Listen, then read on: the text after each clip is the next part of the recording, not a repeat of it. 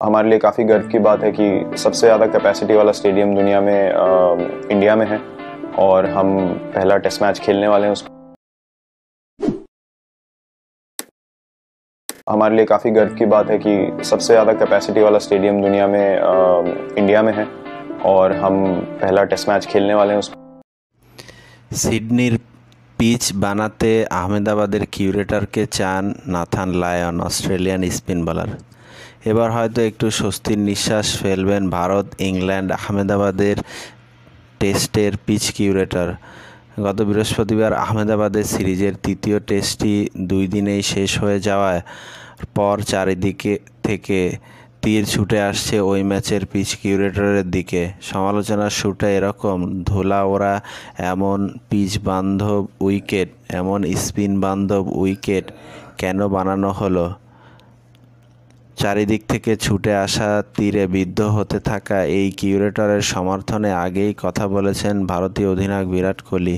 ভারতীয় স্পিনার রবীন্দ্রচন্দ্র আশ্বিনও তার পাশে দাঁড়িয়েছেন, কিন্তু আশ্বিন তো তার পাশে দাঁড়াবেনই, স্পিনার হিসাবে ওই পিচের সুবিধা তো তিনিই ভোগ করেছেন। ম্যাচজয়ী ভারতের অধিনায়ক কোহলিরও তার পক্ষে কথা বলাটা স্বাভাবিক। তবে আহমেদাবাদের নরেন্দ্র মোদী স্টেডিয়ামের পিচ কিউরেটরকে নিয়ে এবার কিছুটা ঠাট্টার ঢঙেই বললেন অস্ট্রেলীয় স্পিনার নাথান লায়ন।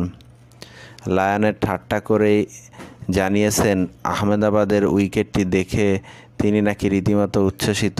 আমি রাত জেগে আহমেদাবাদের টেস্ট খেলার সময়টা অস্ট্রেলিয়ায় রাত ছিল, খেলাটা দেখেছি। এক কথায় এটা ছিল দুর্দান্ত। আমি তো ওই কিউরেটরকে সিডনি ক্রিকেট গ্রাউন্ডে নিয়ে আসার কথা ভাবছি।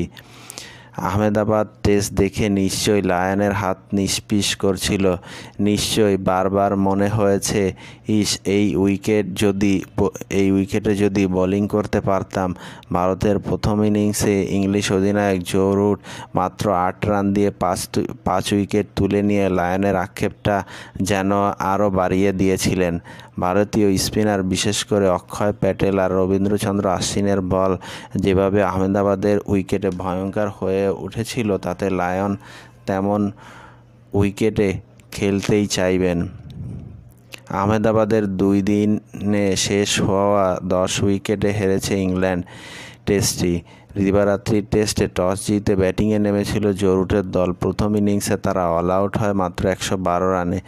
2 দিন মিলিয়ে 30টি উইকেট পড়েছে, এর 28টি নিয়েছেন স্পিনাররা। 11 উইকেট নিয়ে ম্যাচ সেরা হয়েছেন ভারতের বাঁহাতি স্পিনার অক্ষয় প্যাটেল। আশ্বিন নিয়েছেন 7 উইকেট। ইংল্যান্ডের part time off spinner Joe Root 6 over bowl করে 8 রান দিয়ে নিয়েছেন 5 উইকেট। আহমেদাবাদের স্পিনারদের বল পিচ করার পর ঘুরছিল নিয়ন্ত্রণহীনভাবে, সাপের মতো এঁকে বেঁকে।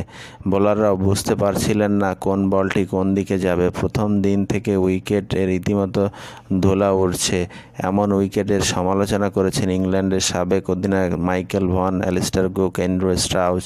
সমালোচনায় যোগ দিয়েছেন কিংবদন্তি ক্রিকেটার ডেভিড লয়েডও।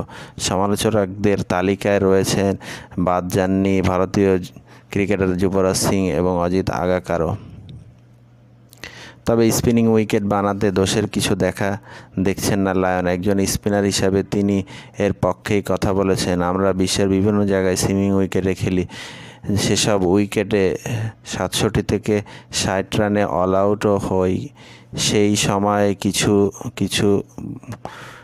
কেউই কিছু বলেন না।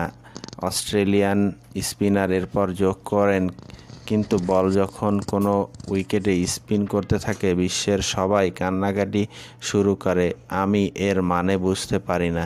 নিজে একজন স্পিনার, এ কারণে হয়তো স্পিনারদের উইকেট পাওয়া দেখতে ভালো লেগেছে লায়নের। আহমেদাবাদের টেস্টে 2 দিন শেষ হয়ে যাওয়া নিয়ে এত সমালোচনার পরও এ কারণেই হয়তো তিনি বলেছেন, আমার কাছে এটা ভালো লেগেছে, আমি এটা সমর্থন করি। খুব বিনোদনদায়ী একটি ম্যাচ হয়েছে। ধন্যবাদ সবাইকে। আমাদের ভিডিওগুলো ভালো লাগলে সাবস্ক্রাইব করে ফলো করে পাশে থাকবেন।